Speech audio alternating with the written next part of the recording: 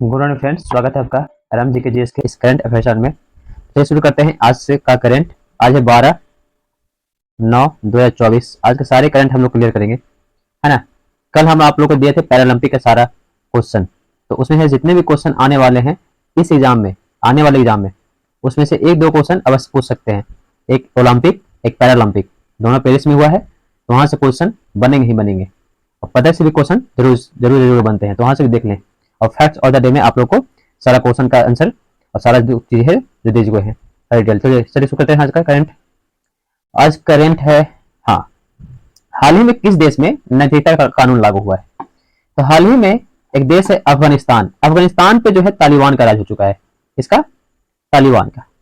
तो तालिबान में नैतिकता कानून होता क्या है, तो ये समझ लेते हैं। नैतिकता कानून जो है वो होता है एक तरह से आप वहां महिलाएं बिना बुरके के बाहर नहीं निकलेंगी, है ना। बिना बुरका के बाहर नहीं निकलेंगी, पति के बिना पूछे बिना बाहर नहीं निकलेंगी, पति के साथ बाहर निकलेंगी, है ना। संगीत पर प्रतिबंध लगा दिया गया है, तो ये सब चीज पर प्रतिबंध लगा दिया गया है। फिर, है ना, सिनेमा हॉल वहां नहीं चलेगा। जितने भी नशे के जितने भी व्यापार हैं सारे खत्म कर दिए गए हैं। मतलब एक तरह से बोल सकते हैं कि इस्लामिक कानून, पूरी तरह इस्लामिक कानून जो है वहां लागू हो चुका है, जो तालिबान कर चुका है। तो इससे आप ध्यान दीजिएगा कि पूरी तरह वहां इस्लामिक कानून जो है लागू हो चुका है। चलिए, हाल ही में किस देश के प्रिंस, अब ये क्वेश्चन बहुत अच्छी है कि हाल ही में किस देश के प्रिंस है जो भारत आए हैं? तो ये आबू धाबी, देखिए यूएई में जगह है आबू धाबी। वहां अलग अलग स्टेट के अलग अलग प्रिंस होते हैं, ये भी ध्यान रखिएगा कि यूएई, है ना, संयुक्त अरब अमीरात के अलग अलग स्टेट के अलग अलग प्रिंस होते हैं। और उसी में एक प्रिंस है, उनका नाम है तो खालिद बिन मोहम्मद बिन जायद अल नहयान। पूरा नाम लिख देता हूं, खालिद बिन मोहम्मद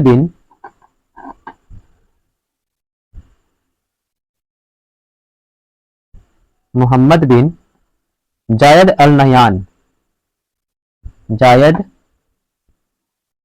अल नहयान। तो ये इनका पूरा नाम है, खालिद बिन मोहम्मद बिन जायद अल नहयान। ये हाल फिलहाल में भारत आए हैं और दोनों देशों के बीच काफी सारे समझौते हो चुके हैं। सौर ऊर्जा के क्षेत्र में, व्यापार के क्षेत्र में, ये काफी सारे क्षेत्र में समझौते हो चुके हैं। अब बढ़ते हैं अगले क्वेश्चन की तरफ। अगला क्वेश्चन है, किस देश ने पहला परमाणु संयंत्र स्थापित किया है? तो अभी बताए हैं कि यूएई के जो एक प्रिंस आए हैं उन्हीं के तहत यूएई ने भारत से पहला परमाणु संयंत्र, है ना, सहयोग, भारत के सहयोग से पहला परमाणु संयंत्र, कुछ अमेरिका का भी सहयोग है। तो ये दो देशों का सहयोग से पहला परमाणु संयंत्र जो है बाराका, जगह है बाराका में, स्थापित किया गया है ना। ये द्विपक्षीय है, तो बहुत अच्छी बात है।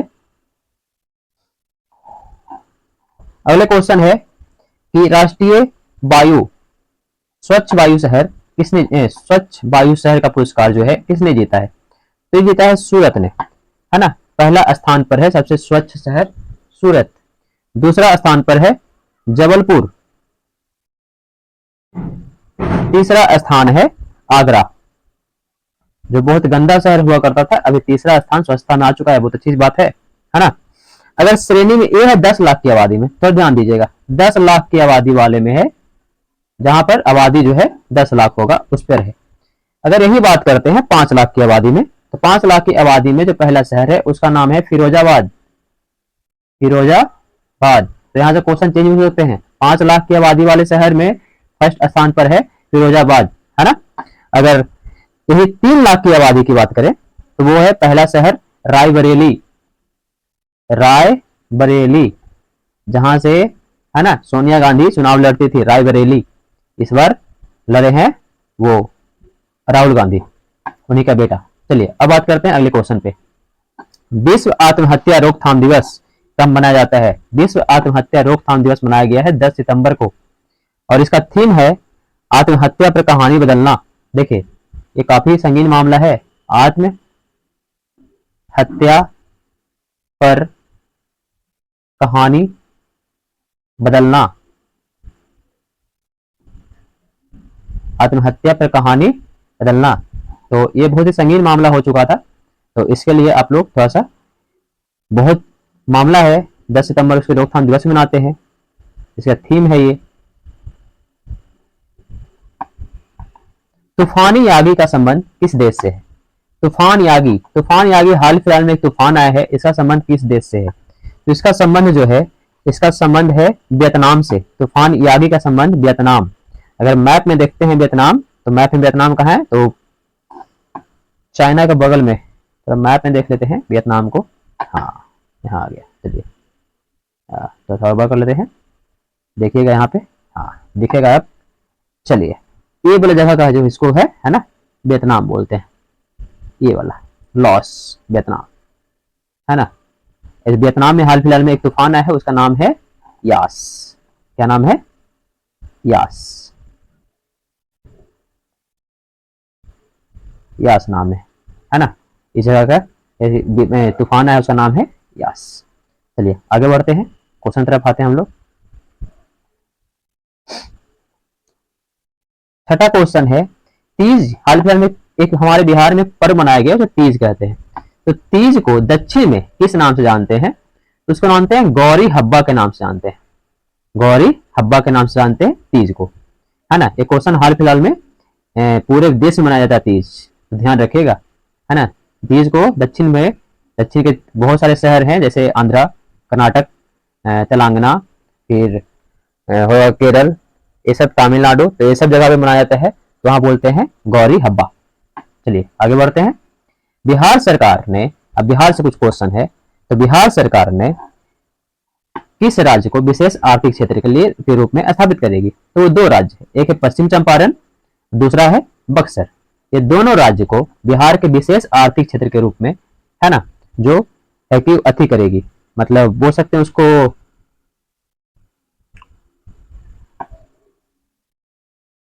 रूप में स्थापित करेगी आर्थिक क्षेत्र में, फैक्ट्री लगाने का भी काम शुरू होने जा रहा है। चलिए आगे बढ़ते हैं। मोबाइल पशु चिकित्सक को किसने, यहाँ पे क्वेश्चन नहीं है, 9 नंबर का क्वेश्चन है। तो मोबाइल पशु चिकित्सक को किसने रवाना किया? तो मोबाइल पशु चिकित्सक को रवाना किया है नीतीश कुमार ने, है ना। और ये बहुत सारी जगह पे मोबाइल पशु चिकित्सक जो है 534, कितने हैं टोटल? 534 वाहन, समझ सकते हो, वाहन है जो पशु चिकित्सक के रूप में काम करेंगे।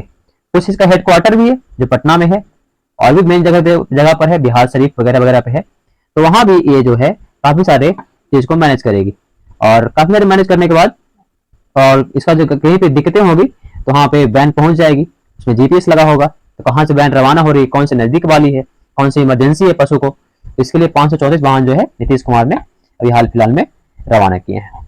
IGIMS ने किस संस्थान को उद्घाटन किया है?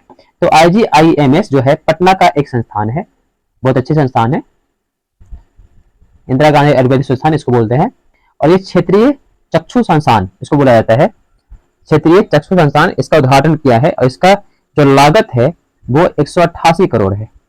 इसमें दो व्यक्ति, एक तो जेपी नड्डा आए हैं, जेपी नड्डा, और दूसरे हैं नीतीश कुमार, क्योंकि बिहार से रिलेटेड है तो नीतीश कुमार, है ना। और ये पूरी व्यवस्था जो है 850 करोड़ की लागत से बनने का पूरा संस्थान है। चलिए, बिहार के किस जिले में अनुसूचित जाति की परसेंटेज संख्या अधिक है? तो वो गया में है। सबसे ज्यादा, है ना, सबसे अधिक का भी बात करें जनसंख्या में भी तो वो गया है, सबसे अधिक बात करें परसेंटेज में भी तो वो भी गया है। ध्यान रखिएगा इसको, है ना। हाँ, थोड़ा सा बात कर लेते हैं कि सबसे कम वाला, तो सबसे कम वाला भी बात कर लेते हैं। तो सबसे कम है किशनगंज में, सबसे कम जो है वह है किशनगंज में। आप लोग का बिहार का क्लास शुरू हो रहा है हर संडे को, और ये एकंगर सराय के ब्रांच में शुरू हो रहा है। इसमें सारा बिहार का जो तथ्य आप लोग को दिया जाएगा, तो आप लोग हर संडे को आना, ज्वाइन करना चाहते हैं तो ज्वाइन कर सकते हैं। बिहार ऑलरेडी बिहार पढ़ाएंगे उसमें। चलिए, अब बिहार का एक पर्व है सामा चकेवा, जिसको आम भाषा में बोलते हैं चकवा चकैया। ये क्वेश्चन ने पूछा हुआ है हाल फिलहाल का। और उत्सव कहाँ मनाया जाता है? तो ये एक तो बिहार में मनाया जाता है, साथ साथ में बिहार के नेपाल में। बिहार का एक जगह है मिथिलांचल, है ना, मिथिला वाला क्षेत्र में, जैसे पश्चिम चंपारण, पूर्वी चंपारण, सीतामढ़ी, ये सब वाला इलाका में इसको मनाया जाता है। उत्तरी बिहार में बोल सकते हैं एक तरह से, उत्तरी बिहार के क्षेत्र में इसको मनाया जाता है। साथ साथ में बिहार से जुड़ा हुआ है नेपाल, तो नेपाल वाले क्षेत्र में भी इस पर्व मनाया जाता है। तो चकवा चकेवा या सामा चकेवा, है ना, या फिर यही पर्व को हमारे तरफ दक्षिण भारत, दक्षिण बिहार में बोलते हैं, है ना, गौरा गणेश। गौरा गणेश, आम भाषा में कर्मा, जो भाई बहन के लिए एक पर्व होता है कर्मा। सामा भाई है और चकेवा बहन है। चलिए, सॉरी, सामा बहन है और चकेवा भाई है। एशियाई महिला हॉकी चैंपियन ट्रॉफी की मेजबानी कौन करने वाला है? ये राजगीर में हो रहा है अपना, है ना, राजगीर में। और ये राजगीर नालंदा का एक जगह है। नालंदा में, राजगीर में पूरा स्टेडियम बन चुका है। Cricket stadium, hockey stadium, volleyball stadium, badminton stadium, tennis stadium, सारा कुछ बनकर रेडी हो चुका है ना। तो ऐसा नहीं है, बढ़िया बढ़िया बात है। नीतीश कुमार के राज में ठीक है, कोई दिक्कत नहीं है। तो इसका जो मेजबानी कर रहा है वो भारत कर रहा है, राजगीर कर रहा है। चलिए आगे बढ़ते हैं। अंतर्राष्ट्रीय बौद्ध मीडिया सम्मेलन कहाँ होगा? तो अंतर्राष्ट्रीय बौद्ध मीडिया सम्मेलन जो है ये होने जा रहा है न्यू दिल्ली में। अंतर्राष्ट्रीय बौद्ध मीडिया सम्मेलन हो रहा है न्यू दिल्ली में, और न्यू दिल्ली में इसका पूरा का पूरा मेजबानी करने का बौद्धों का मीडिया सम्मेलन है ये। चलिए आगे बढ़ते हैं क्वेश्चन तरफ। यूएन के महासभा में भारत की तरफ से कौन संबोधित करेगा? तो यूएन के महासभा 2024, हर साल के महासभा का संबोधन होता है, उसमें इस बार संबोधन करने वाले एस जयशंकर, भारत के ये विदेश मंत्री हैं, विदेश मंत्री हैं भारत के, और ये भारत के विदेश मंत्री हैं एस जयशंकर। वो जो है पूरा का पूरा संबोधन करेंगे, और बहुत बेहतरीन संबोधन इनका होता है, देखिएगा जरूर, हाल ही में आने वाला है। चलिए, अमेरिका का ओपन टेनिस टूर्नामेंट पुरुष में, पिछली बार हम लोग बताए थे महिला में, इस बार पुरुष में कौन जीता है? तो जेनिक सिनर जो है पुरुष वाले में जीते हैं हाल फिलहाल में टूर्नामेंट। सेमिकॉन इंडिया का आयोजन कहां होगा? तो सेमिकॉन इंडिया का आयोजन जो होने वाला है ये होने वाला है यूपी में। सेमिकॉन यूपी हब बनने जा रहा है। चलिए अब आप लोग के लिए आते हैं अभ्यास प्रश्न को लेकर। ये आप लोग को हम हर दिन देते हैं या आप ही लोग को छोड़ते हैं, और इसका आंसर आप लोग कमेंट बॉक्स में अवश्य दिया कीजिए, ताकि मेरा इंतजार रहता है इसको देखने वाले के लिए। तो अंतर्राष्ट्रीय साक्षरता दिवस कब मनाते हैं? अंतर्राष्ट्रीय साक्षरता दिवस कब मनाते, ये आंसर आप लोग को आने चाहिए। अब बात करते हैं फैक्ट ऑफ द डे का। फैक्ट ऑफ द डे ये बहुत ही बेहतरीन चीज है। चलिए शुरू करते हैं फैक्ट ऑफ द डे को। अब बात करते हैं आईओसी, इंटरनेशनल ओलंपिक कमेटी की बात करते हैं, अंतर्राष्ट्रीय ओलंपिक समिति। स्थापना हुआ था 1994 में पियरे यूडी के द्वारा, पियरे यूडी कुतुबुद्दीन के द्वारा इसकी स्थापना हुई थी। वर्तमान में टोटल देश है 205। हेडक्वार्टर है लुसाने, स्विट्जरलैंड में पड़ता है लुसाने, ध्यान रखिएगा, लुसाने स्विट्जरलैंड। वर्तमान समिति के अध्यक्ष हैं जैक्स रोगे, हाल फिलहाल में ओलंपिक भी हुआ है। प्रथम ओलंपिक का खेल 1896 में हुआ था, 1896 एथेंस में, ग्रीस।